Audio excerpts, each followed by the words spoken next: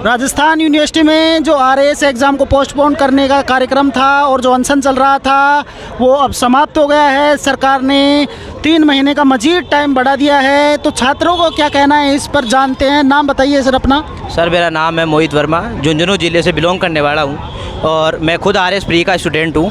और मैं बता दूं कि हम 8 तारीख से लगातार यहाँ धरना प्रदर्शन कर रहे हैं राजस्थान यूनिवर्सिटी विश्वविद्यालय में।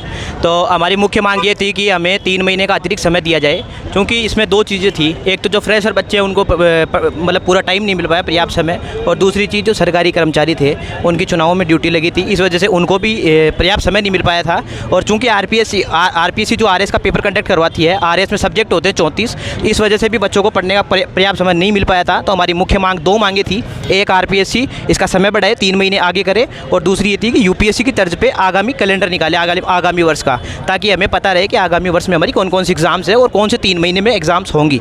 इस चीज़ का पता हमने दोनों मांगे रखी थी सरकार के समक्ष। अब 10-12 दिन के बाद लगातार हमारा अनशन ध्यान आकर्षण सत्याग्रह चलता रहा और इस प्रांगण में आज बाबा किरोड़ी लाल जी आए थे और उन्होंने जो भजन लाल जी सरकार जो है उन्होंने पहली कैबिनेट बैठक में उन्होंने इस हमारी मांगों को मान लिया और हमें आश्वस्त कर दिया है। और डेट जो हमें जो मांग थी, हमारी जायज़ मांग थी, उनको मद्देनज़र रखते हुए इन्होंने 3 महीने से अतिरिक्त समय दे दिया हमें। हमारी पर्याप्त मांगें मान ली गई है और आज हमने सहर्ष कैबिनेट का और भारतीय जनता पार्टी की जो सरकार यहाँ पे राजस्थान में है उसका तहे दिल से धन्यवाद करते हैं और बाबा किरोड़ी लाल जी का भी बहुत बहुत धन्यवाद करते हैं। उन्होंने अपना मूल्य समय दिया, आश्वासन दिया और हमें पूरी मतलब हमारी उम्मीदों पे खरे उतरे। और साथ ही छात्र शक्ति का भी बहुत बहुत धन्यवाद, जिन्होंने लगातार संघर्ष करते हुए उन्होंने मतलब इस मुहिम को आगे बढ़ाया और आंदोलन को सफलता प्राप्त करवाने में हमारी मदद। तो अभी जो आरपीएससी का कैलेंडर है उसके बारे में क्या बातचीत हुई? आरपीएससी के कैलेंडर में कैबिनेट बैठक में मतलब मीडिया में जो आ रही रिपोर्ट्स हैं उनके आधार पर ये पता चला है कि आरपीएससी भी अब यूपीएससी की तर्ज पे आगामी वर्षों का कैलेंडर जारी कर देगी, जिससे छात्रों को यहाँ उतरने की मतलब ज़रूरत नहीं पड़ेगी, बार बार आंदोलन करने की, बार बार रोड पर आने की, बार बार धरने प्रदर्शन करने की ज़रूरत नहीं पड़ेगी। तो आरपीएससी मतलब मीडिया के अनुसार यही पता चल रहा है कि आरपीएससी भी अब आगे से आगामी वर्ष का कैलेंडर जारी करेगी। तो आपका नाम बताइए। मेरा नाम राकेश। तो कैसा लगा आपको? आंदोलन स्थगित हो गया है और सरकार ने जो मांग थी वो मान ली है।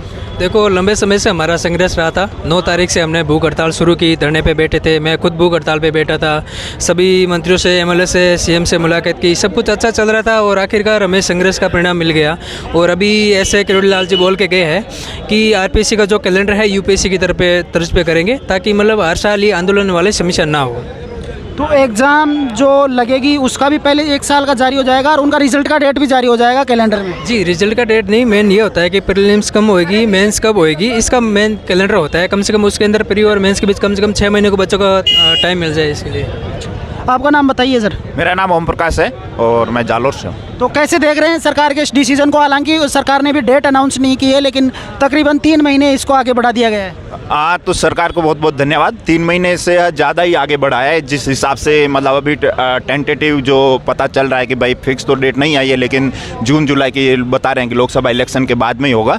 तो हम सरकार को धन्यवाद देना चाहते हैं। और जितने भी यहाँ पे संघर्ष में हमारे जो 7 भाई खड़े थे, जितने भी जो छात्र संघ थे और जितने भी यहाँ पे नेता आए, जिन्होंने पत्र लिखा हमारे लिए, विधायकों ने पत्र लिखा हमारे लिए, जो पहले से एक्स एमएलए हैं या फिर अभी वर्तमान में एमएलए, वो लोग भी हमारे इस धरने में आए। तो उनको कहीं ना कहीं लगा कि हमारी मांग है वो जायज़ है।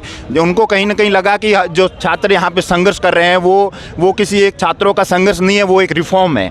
हम आरपीएससी में रिफॉर्म चाहते थे। हम चाहते थे कि भाई आरपीएससी अपना जो कैलेंडर है वो टाइम पे जारी करे।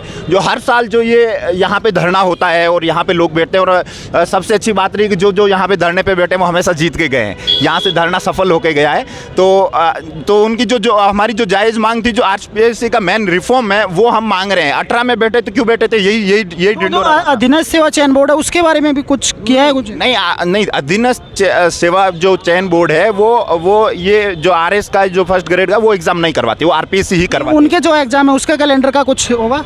नहीं, उनका कैलेंडर तो पहले से उन्होंने तो वो तो ऑब्जेक्टिव रहता है और उसमें तो उन्होंने 10 महीने से ज़्यादा समय दे रखा है। उन्होंने 10 महीने अभी जो कैलेंडर उन्होंने अधीनस्थ और वो बाकी उन्होंने जो जारी किया था उसमें 10 महीने 26 दिन का टाइम दे रखा है उन्होंने एग्जाम के लिए, ऑब्जेक्टिव एग्जाम के लिए। जबकि ये तो डिस्क्रिप्टिव है, हमको लिखना है वहाँ जाके, वो तो ऑप्शनल मतलब ऑब्जेक्टिव है, मतलब वहाँ ABCD वगैरह ABCD ऐसे आता है। तो उस वजह से वो तो चलो उसमें तो इनफ टाइम है, और वो जो टाइम करवाता है उनमें थोड़ा बहुत भी होता है तो उसका उतना इश्यू नहीं है। लेकिन ये आप SDM बनने जा रहे हो, यहाँ पे SDM है या एलाइट जो भी सर्विस है वो RS में वो हो रही है, और उसके लिए आप जब जल्दबाजी करोगे वो सही नहीं है।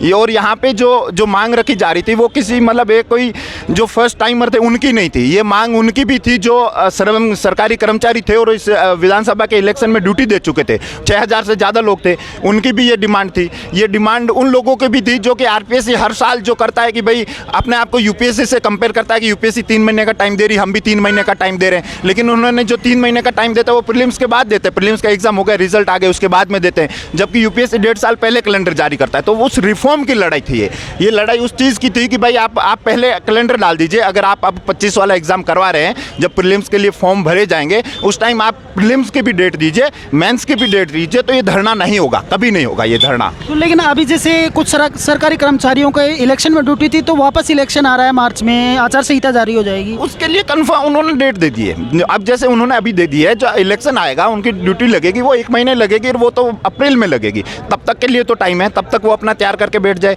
और इलेक्शन के तुरंत बाद भी नहीं होने वाला है एग्जाम, इलेक्शन से थोड़ा और भी टाइम लगेगा इलेक्शन के बाद में, और अभी जो 3 महीने उसमें भी वो पढ़े तो वो दिक्कत नहीं है। अभी दिक्कत तो तुरंत वो थी कि भाई अक्टूबर में तो 21 अक्टूबर को इन्होंने डेट वो की थी और नवंबर में वो आचार संहिता लग गई थी अक्टूबर के तुरंत बाद में। तो मतलब जैसे ही उन्होंने मेंस की डेट अनाउंस की उसके तुरंत बाद में उन्होंने आचार संहिता लगा दी थी, तो जो टाइम था वो नहीं मिल पाया उनको पढ़ने के लिए। अभी टाइम है, अभी जैसे 2-3 महीने तो वो आराम से पढ़ सकते हैं। उसके बाद में जब भी अप्रैल में या मार्च में जब भी आचार संहिता लगेगी, वो आचार संहिता के बाद में 1-8 महीने जो उनको काम करना वो करेंगे अपना, लेकिन उससे पहले वो अपना तैयार कर लेंगे, जितना भी तैयार है वो कर लेंगे। वो जो लोकसभा वाली आचार संहिता आएगी वो अभी कोई आड़े नहीं आएगी, कहीं पे भी अटकने वाली नहीं। इनफ समय मिल जाएगा तैयारी के लिए? हाँ, उनको तैयारी के लिए इनफ टाइम मिलेगा, अभी टाइम मिल जाएगा। और एक ये भी रिक्वेस्ट है कि जल्दी से जल्द RPSC है जो अपना वो कैलेंडर है वो टाइम पे जारी करें। हमारी यही मांग है कि आप पारदर्शिता अगर दिखाना चाहते हो, अगर आप सही में चाहते हो कि हम एक प्रशासनिक सेवा, एक कॉन्स्टिट्यूशनल बॉडी है, आप सही में दिखाना चाहते हो तो एक पारदर्शी तरीके से, क्योंकि आप जल्दबाजी कर रहे हो प्रीलिम्स और मेंस के बीच में, तो जल्दबाजी कर रहे हो, और मेंस और इंटरव्यू के बीच में आप 1 साल ले रहे हो, 1.5 साल ले रहे हो, तो उस इंटरव्यू में मेंस एग्जाम और इंटरव्यू के बीच में आपको ऐसा क्या मिल रहा है? हमारी यही मांग है कि भाई मेंस हो जाए तो तुरंत आप उसमें जल्दी करवाओ ना, मेंस के बाद इंटरव्यू जल्दी करवा दो, हमको उससे कोई प्रॉब्लम नहीं है। इंटरव्यू में तो हम जितना तैयारी करना है वो कर लेंगे, लेकिन जो मेंस एग्जाम और प्रीलिम्स और मेंस के बीच में ये बहुत जल्दबाजी कर रहे हैं, और फिर मेंस और इंटरव्यू के बीच में ये बहुत एकदम सुस्त हो जाते हैं कि चलो ठीक है कोई नहीं, चल रहा है, इंटरव्यू चल रहा है, तो उसमें क्या मिल रहा है इनको, वो हम बात रखना चाह रहे हैं यहाँ पे। अगर आप पारदर्शी हो, अगर आप कॉन्स्टिट्यूशनल बॉडी हो, तो आप में विश्वास है, हमारी फेथ है आपके अंदर। कॉन्स्टिट्यूशनल बॉडी के अंदर लोगों की बहुत बड़ी फेथ होती है कि भाई ये एक कॉन्स्टिट्यूशनल बॉडी है जिस पे हम लांछन लगाना नहीं चाहते हैं। हम ये नहीं चाहते कि बार बार वो उनकी बेइज्जती हो या फिर उस पे कोई लांछन लगाएं, हम कतई नहीं चाहते हैं। हम तो हमारा सत्याग्रह था, ध्यान आकर्षण सत्याग्रह था कि हम ध्यान उनका आकर्षित करना चाह रहे थे कि भाई देखो क्या क्या मांगे हमारी, हम कहीं गलत हो तो हमको बताओ, उस चीज़ में हम अगर गलत है तो हमको बताओ। लेकिन हम हमारी जायज़ मांगे लेके बैठे थे और हमारी आज जीत हुई है। तो ये राजस्थान यूनिवर्सिटी के छात्र जो बता रहे हैं, इनकी मांगे मान ली गई है, और जो एग्ज़ाम का फाइनल डेट है वो अनाउंस अभी नहीं हुआ है, वो RPSC करेगी। तो मेरे चैनल को सब्सक्राइब कीजिए, शेयर कीजिए दोस्तों में, परिवार में। शुक्रिया, धन्यवाद। कट।